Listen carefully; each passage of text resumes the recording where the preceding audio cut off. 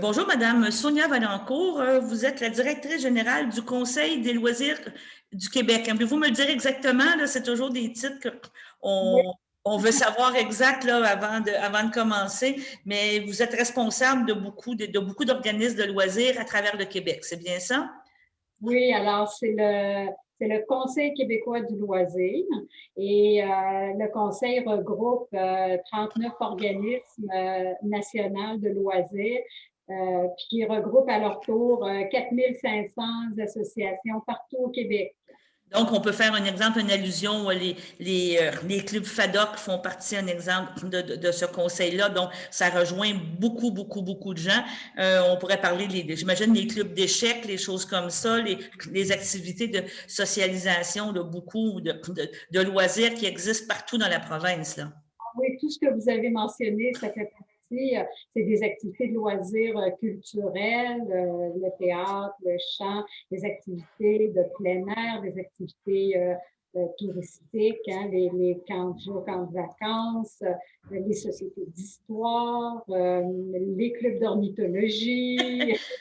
Donc, Il y en a beaucoup, il y en a mais beaucoup pour tous les goûts, comme on dirait. il y en a vraiment pour tous les goûts. C'est Et important. c'est ça. Et l'autre point, c'est malheureux, mais dans votre cas, je vous dirais, tout est arrêté presque à 100%. Là. Il n'y a plus vraiment d'activité qui se fait depuis un petit bout de temps là, dans vos organismes. Mais en fait, il y a des activités, c'est sûr que les activités où les gens se rencontrent pour des activités de danse folklorique et tout ça, on comprend qu'avec la proximité physique, ça, c'est pas possible de faire en personne ou en présentiel, comme on dit. Mais il y a quand même plusieurs associations qui continuent à se voir, puis par Zoom, hein, c'est ça. Puis aussi à offrir des services. Et ça, on en a un bel exemple. La population peut avoir accès à un site Internet qui s'appelle Loisirs accessibles et sur lequel il y a une panoplie d'activités, de vidéos, de balados, de jeux, d'animation. Donc, on essaie de garder tout ce réseau-là vivant, puis surtout la motivation. La Les gens, flamme, la flamme, on veut garder la flamme parce que on le sait qu'il va y avoir un après, hein? Ça, c'est on sûr, espère, on se croise les doigts.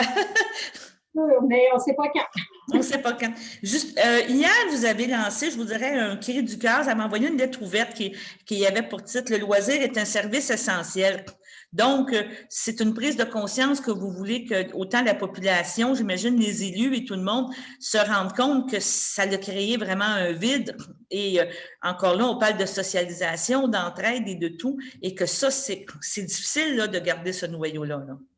Ben oui, vous l'avez très bien nommé, hein? C'est tout ce que crée le loisir, les activités de loisir, tout ce que crée ces activités-là en termes de lien social, de briser l'isolement, de faire des communautés dynamiques. Des fois, on ne le voit pas. On ne le voit plus quand c'est là, mais vous avez bien raison. À partir du moment où ça disparaît, on voit bien tout l'espace que ça occupait, puis tout l'impact positif aussi que ça a. Donc, oui, c'est vraiment pour rappeler l'importance, puis pour rappeler que, ben, comme on le disait, quand on va avoir fini cette pandémie, ben, les organismes, les bénévoles, les travailleurs, travailleuses de ces milieux-là sont là encore. Ils continuent à offrir des services, à préparer les choses, à préparer la relance. Parce que là, on va avoir besoin de l'énergie de tout le monde, hein, pour. Oui, c'est ça. Avez-vous ouais, vous m'avez parlé de pistes de solutions tantôt, là, qu'il y a eu beaucoup maintenant de Zoom, d'activités, de tout. Est-ce que je dirais le terme, est-ce que je vous dirais pas vous vous sentez oublié, mais vous vous dites, oui, on veut respecter les règles, mais il y aurait peut-être des choses qu'on pourrait comme permettre ou améliorer étant donné la situation, là, parce qu'on s'entend que ça sera pas, ça se réglera pas demain matin, là. Même si on parle là, j'ai l'impression qu'on va avoir encore un petit bout. On parle de camps de vacances, on parle d'activités comme ça. Ça a créé beaucoup je dirais pas de frustration, mais beaucoup de contraintes, on pourrait dire. Puis, est-ce qu'il y a des choses qui pourraient être améliorées selon vous, là, qui pourraient donner une meilleure accessibilité? Ben, en fait, c'est sûr que notre lettre, le loisir et service essentiel, c'est parce que on veut le rappeler, même s'il y en a moins en ce moment, donc moins de rencontres, mais en même temps, c'est sûr qu'on veut que toutes les règles sanitaires soient très bien appliquées, puis on ne veut pas que le loisir soit un vecteur pour protéger le virus. Oui, on comprend. Virus de bonheur, pas un virus qui crée autre chose.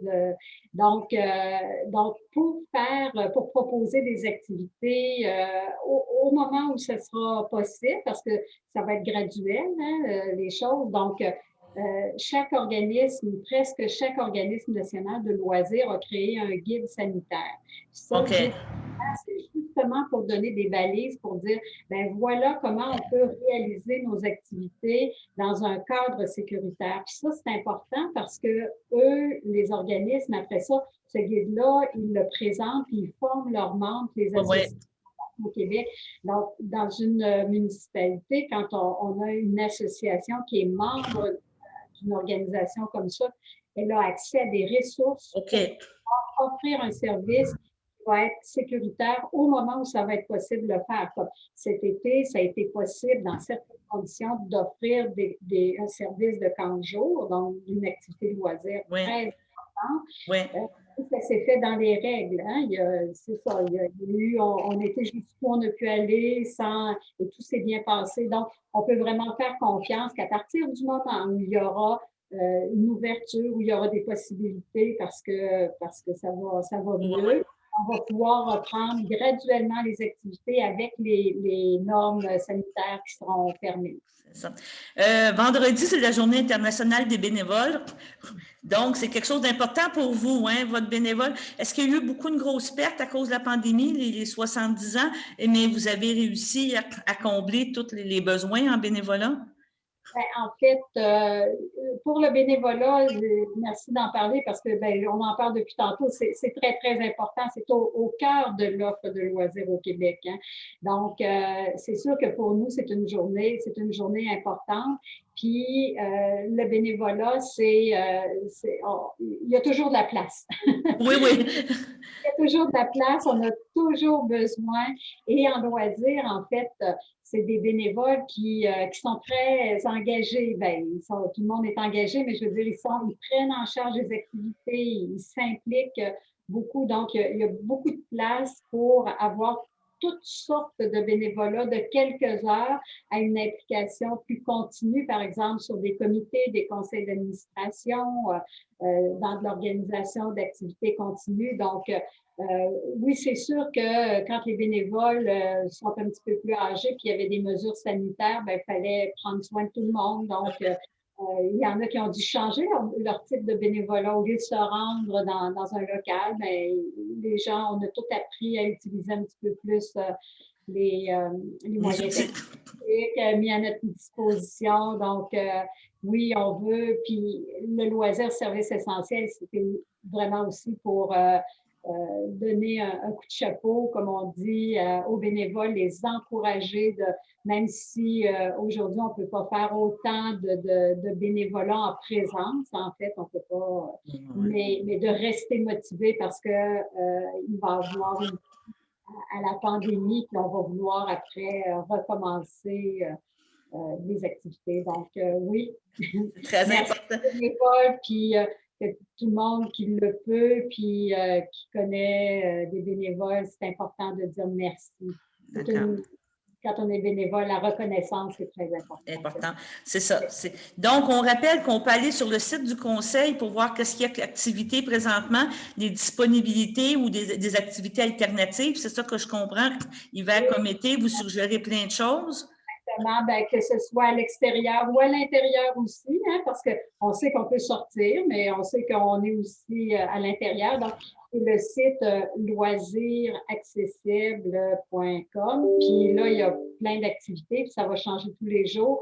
Puis je peux vous dire de surveiller parce qu'on va avoir une belle programmation des fêtes. Bon, d'accord. Merci beaucoup pour l'invitation, Mme Vaillancourt. Puis, on va vous suivre encore. Là. Le loisir, c'est important partout. Oui, merci beaucoup pour votre intérêt. Merci. Bye bye.